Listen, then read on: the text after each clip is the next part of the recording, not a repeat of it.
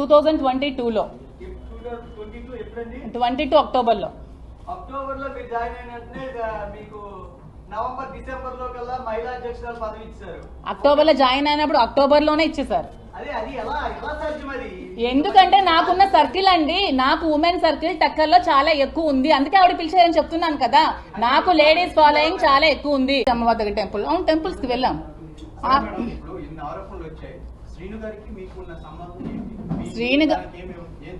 శ్రీను గారు మేమైతే పెళ్లి చేసుకోలేదు. ఎందుకంటే ఇల్లీగల్ గా పెళ్లి చేసుకోవడం అనేది చాలా తప్పు. ఎందుకంటే నాకు డైవర్స్ అవ్వలేదు, అతనికి కూడా డైవర్స్ అవ్వలేదు. సో మేము ఎక్కడ కూడా మ్యారేజ్ చేసుకోలేదు.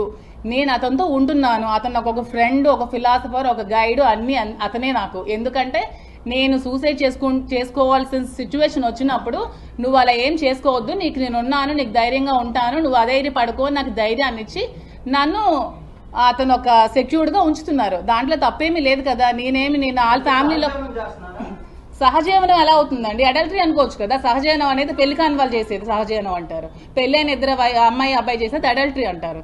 అడల్టరీకి ఎక్కడ సుప్రీంకోర్టులో కూడా ఇది ఏం లేదు. దాన్ని